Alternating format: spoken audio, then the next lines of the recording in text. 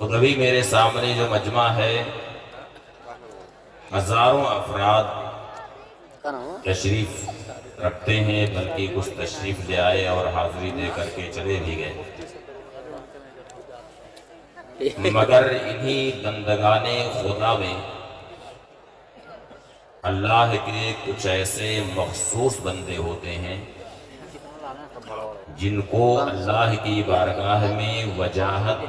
اور محبوبیت حاصل ہوتی ہے، اور یہ وجاہت اور محبوبیت جو انہیں حاصل ہوتی ہے، وہ اللہ کے محبوب بندے کیسے ہوتے ہیں؟ ظاہر ہے کہ ہم اللہ کے جس محبوب بندے کے عرس میں حاضر ہیں، انہیں ساری دنیا حضرت صوفی صاحب کے نام سے جانتی اور پہچانتی، آواز بہتر ہے، بلکہ آپ کا یہ وصف اس قدر مشہور ہو گیا کہ گویا یہ علم کی حیثیت رکھتا ہے، یعنی آپ کا نام گویا کی ہے صوفی صاحب۔ وجہ اس کی یہ ہے کہ تصوف کا جو معنی ہے، جو اس کا مفہوم ہے، وہ معنی حضرت صوفی صاحب علیہ رحمہ کی ذات میں پورے طریقے سے پائے جاتا ہے۔ امام اہل سنت اعلیٰ حضرت امام احمد رضا قدسہ سرہ نے یوں تو تصوف کی درجنوں تعریفات فتاوی رضویہ میں ذکر فرمائی ہیں، مگر ان میں ایک بڑی جامع تعریف ہے کہ تصوف کہتے ہیں هو التمسک بالشریعہ و التزام قانون العبودیہ، یعنی شریعت کا دامن مضبوطی سے تھامنا، اتباع شریعت اور قانون بندگی کو لازم پکڑ لینا، یعنی ہر حال میں اللہ کی ربوبیت پر راضی رہنا اور قانون بندگی کو لازم پکڑ لینا، یہ تصوف کا حقیقی معنی ہے۔ اور جن حضرات کے اندر تصوف کا یہ معنی پایا جاتا ہے، انہیں علماء کی اصطلاح میں صوفی کہا جاتا ہے۔ وہ اللہ کے ایسے محبوب اور برگزیدہ بندے ہوتے ہیں، انہیں اللہ کی بارگاہ میں ایسی وجاہت اور مقبولیت ہوتی ہے کہ قرآن کریم میں ان کا تذکرہ اس طرح ہوا کہ رحمان کے وہ خاص بندے جو اس روئے زمین پر بڑی عاجزی انکساری کے ساتھ، بڑی متانت اور سنجیدگی کے ساتھ وہ چلا کرتے ہیں۔ اس ضمن میں میں ایک بات اور عرض کروں، کیوں تو اللہ تعالیٰ کے 99 اسماء حسنہ، مگر کسی مقام میں اللہ کے اسماء حسنہ میں رحمان کا ذکر آیا، کہیں رحیم کا ذکر آیا، کہیں اور کسی نام کا ذکر آیا۔ اس تعلق سے امام قسطلانی رحمت اللہ تعالی علیہ نے فرمایا ارشاد الساری میں کہ قرآن کریم کا مطالعہ کیجئے تو جس مقام میں جس اسم مقدس کا ذکر لائق اور مناسب ہے، اس مقام میں وہی اسم مقدس آیا۔ تو عباد الرحمن ارشاد فرمایا کہ رحمان کے وہ بندے، یعنی وہ خاص بندے جو ہوتے ہیں، انہیں اللہ کی بارگاہ میں ایسی وجاہت اور ایسی مقبولیت ہوتی ہے کہ رحمان کی رحمت خاص ان بندوں پر ہمیشہ نازل ہوتی رہے، یعنی وہ باحیات رہیں، جب بھی ان کے اوپر اللہ کی رحمت نازل ہوتی ہے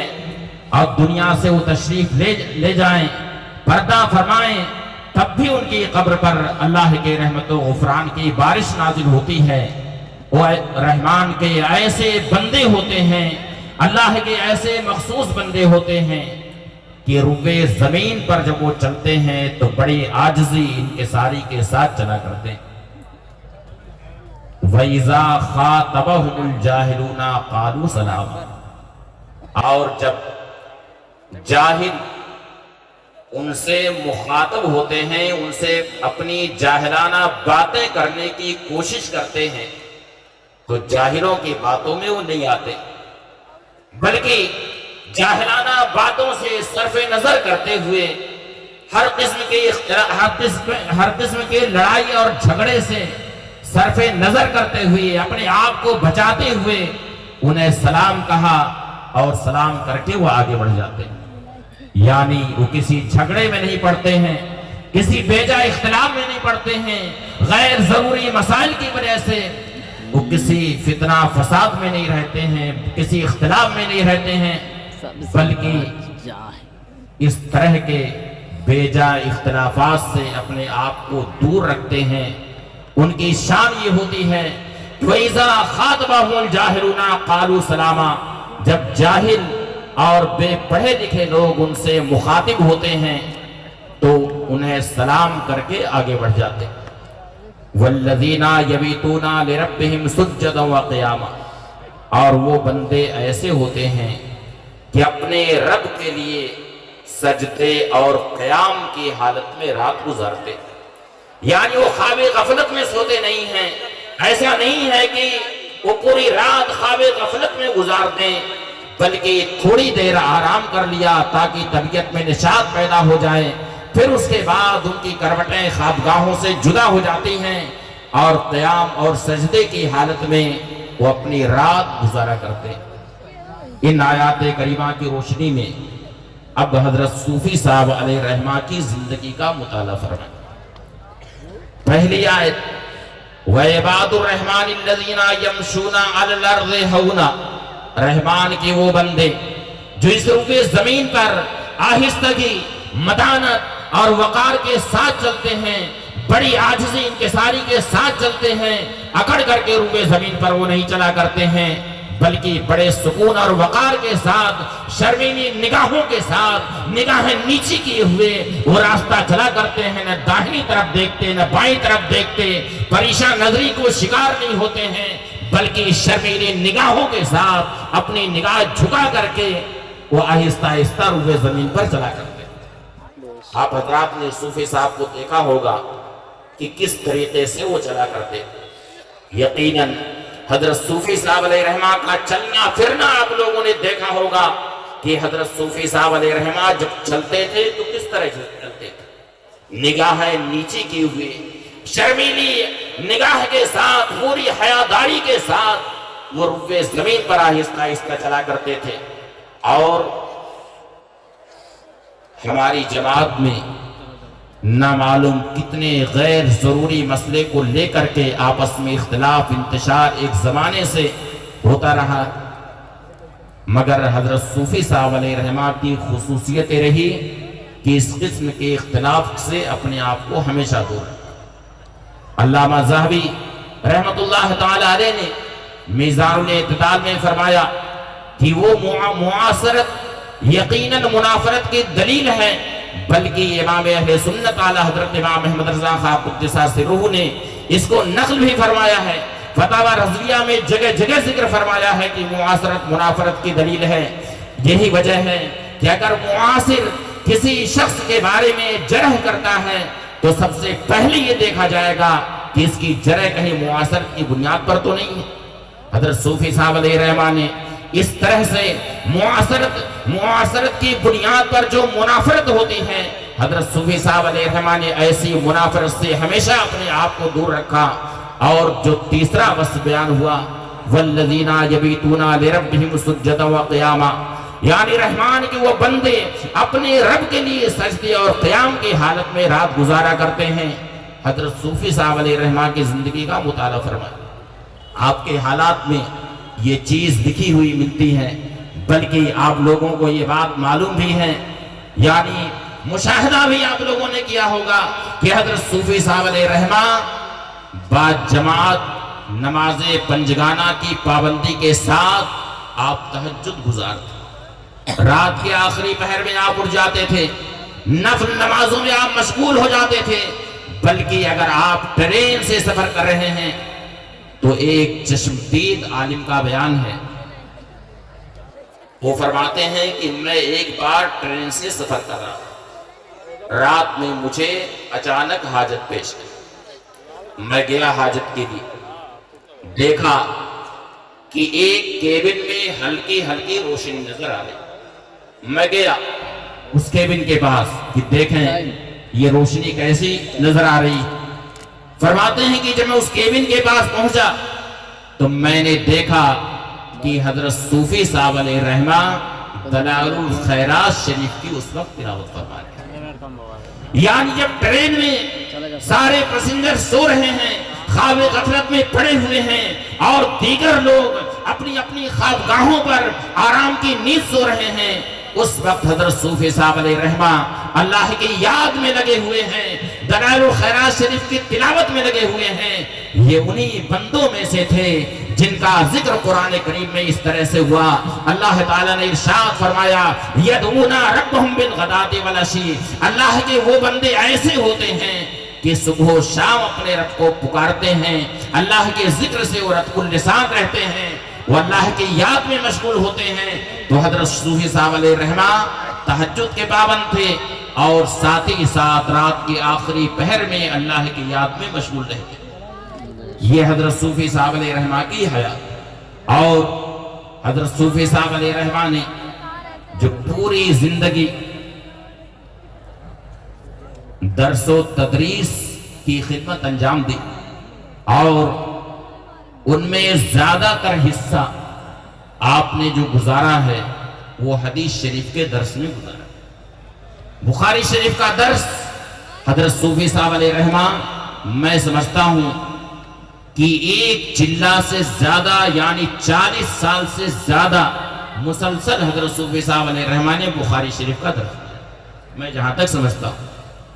آپ کی شخصیت وہ ہے کہ پوری زندگی خدمت دین میں، علوم دینیہ کی تعلیم میں، خاص طور سے قرآن و حدیث کی تعلیم میں آپ نے پوری زندگی گزار دی۔ آپ کی زبان پر حدثنا و اخبرنا کا وظیفہ جاری رہا کرتا تھا، آپ کی زبان پر قال اللہ و قال رسول صلی اللہ علیہ وسلم کا وظیفہ صبح و شام جاری رہا کرتا تھا، یہاں تک کہ سفر سے آئے، کسی پروگرام سے آ رہے ہیں، فجر کے بعد بیٹھ جاتے ہیں بخاری شریف کا درس دینے کے لیے، رات میں اگر موقع ملتا ہے تو رات میں درس دینے کے لیے بیٹھ جاتے ہیں۔ اس طرح سے پوری زندگی آپ نے حدیث شریف کے درس میں گزار دی ہے، اور پوری زندگی جو حدیث شریف کے درس میں آپ نے گزاری، اللہ کی رحمت سے امید ہی ہے کہ اللہ رب العزت نے اس کا بہتر صلہ آپ کو عطا فرمایا۔ ایک بہت بڑے محدث ہیں حضرت یزید ابن ہارون رضی اللہ تعالی، یزید ابن ہارون رضی اللہ تعالی عنہ، یہ امام بخاری کے استاذ کے استاذ، یہ سیدنا امام احمد ابن حنبل کے استاذ، ایک لمبی زندگی انہوں نے پائی ہے، اور پوری زندگی انہوں نے حدیث شریف کا درس دیا ہے۔ آپ وہ عظیم محدث ہیں کہ آپ کے دروازے پر طالبان علوم نبویہ کی بھیڑ لگی رہتی تھی، ہزاروں تلامذہ آپ کے موجود ہیں جنہوں نے آپ سے علم حدیث شریف کو حاصل کیا ہے۔ حضرت یزید ابن ہارون رضی اللہ تعالیٰ عنہ کا جب انتقال ہوا تو بعض صالحین نے انہیں خواب میں دیکھا، اور ایک بات میں اور عرض کرتا چلوں، حضرت محدث مکی ملا علی قاری رحمت اللہ تعالی علیہ نے مرقات المفاتیح میں یہ تحریر فرمایا ہے کہ خواب میں اگر کوئی مردہ نظر آتا تو وہ خواب سچا ہوتا، مردے سے جو بات ہوتی ہے وہ بھی صداقت پر مبنی ہوتی ہے۔ وجہ اس کی یہ بیان فرمائی ہے کہ اللہ تعالیٰ نے عالم اجسام اور عالم ارواح کے درمیان ایک عالم اور پیدا فرمایا جسے عالم مثال کہتے ہیں۔ جب آدمی سو جاتا ہے تو سونے کے وقت اس کی روح اسی عالم میں جا کر کے سیر کرتی، اور ادھر مردے کی بھی روح اسی عالم میں اجسام مثالیہ کی شکل میں آ کر کے سیر کیا کرتی ہے۔ اس طرح اسی عالم میں دونوں کی ملاقات ہوتی ہے۔ اس لیے فرمایا کہ اگر خواب میں کوئی مردہ نظر آتا ہے تو خواب عموماً سچا ہوا کرتا ہے۔ حضرت یزید ابن ہارون رضی اللہ تعالیٰ عنہ کا جب انتقال ہوا تو کسی نیک آدمی نے آپ کو خواب میں دیکھا تو پوچھا کہ ما فعل اللہ بکا،